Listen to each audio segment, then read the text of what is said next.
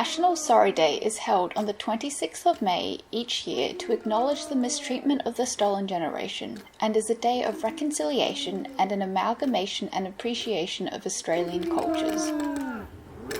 Once we start learning from each other, then we're heading in the right direction towards reconciliation. And don't you think the music would sound much better if we used both the black and white keys? The first National Sorry Day was held in 1998, a year after the Bringing Them Home report was published, and the subsequent apologies by Australian government bodies. Auntie Rita Wright, a well-known figure in the Western Sydney area due to her vast community work and dedication to improving the lives of the Aboriginal community, was one of thousands who were part of the stolen generation. I was 2, my sister was 4, and we lived in Woolloomoolong, south side of Perth. Welfare's come and took us. But we come to Sydney and we went to Cootamundra Girls and stayed there twice. We went there, and then we was taken to a place called Marilla. We worked like slaves. We were only children, but we worked like slaves. There we lived in a chook pen, me and Jen, first children there at Kellyville. And there was an orange tree in the back, so we used to get our hands through the window and take the oranges and hide them. Hide the oranges, and just because we were hungry. We always seemed to be hungry. To those who had been affected by the actions of past administrations, such as Auntie Rita, the apologies in 1997 were a monumental occasion. I went down on the train with all the backpackers just to be there. And I rang my mum up and said, "Mum, this is your day. The government's going to say sorry." And I'm on the phone crying to her. And then when he did say sorry, I was crying, and I looked up, and there was a Muslim woman. She was cuddling me. And I said, "Oh dear, that's lovely." And it was good to hear him say sorry, because it made my heart really sad.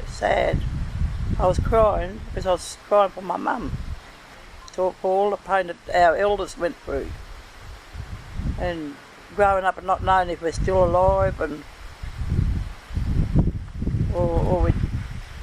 or where we were, you know. Some of them never got home, because I'm one of the lucky ones that got home.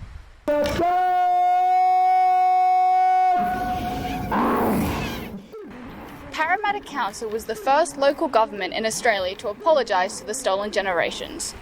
21 years later, Parramatta Parks was home to one of many Sorry Day ceremonies held across the country, each now vastly different from their counterparts in 1998. This difference was noted by retiree John Robertson, chairman of the Parramatta Council's Aboriginal and Torres Strait Islanders Advisory Committee, founded in 1995. Said over the years, it's changed from a reaction to somebody else doing something, i.e. the formal apology or the Redfern statement or whatever.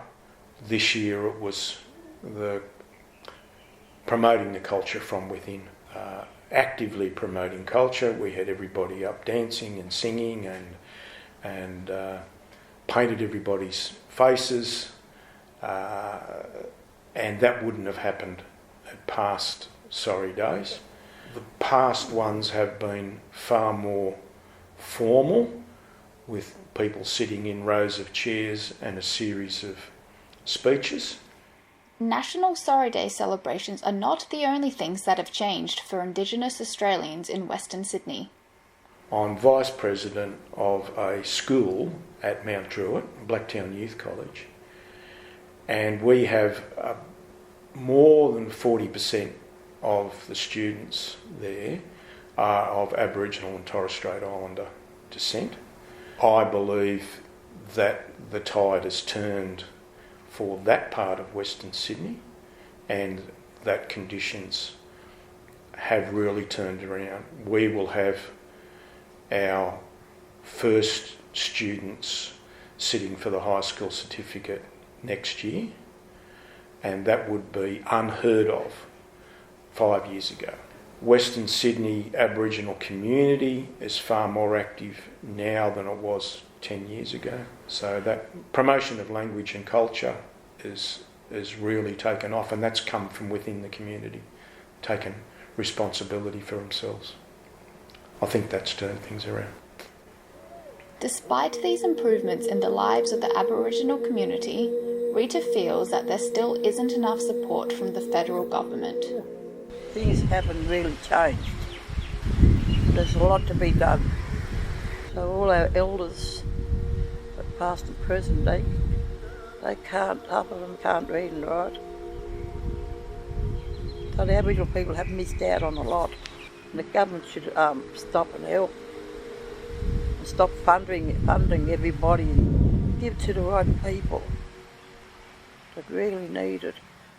However, John believes that the Western Sydney local governments are doing as much as they can in their own jurisdiction to assist in these issues. A lot of them go beyond local government responsibilities, their state or federal responsibilities. The council's very much aware of Aboriginal issues within the local government area and promoting of culture, promoting educational policies. They run programs within the libraries during school holidays, which are very good cultural policies, cultural programs for children.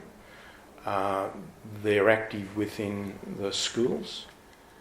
Western Sydney has come a long way since 1997, and there is still a while yet to go to ensure success for all members of the community. But ultimately, let us not forget the most important things we can take away from days like May 26th: reconciliation and friendship.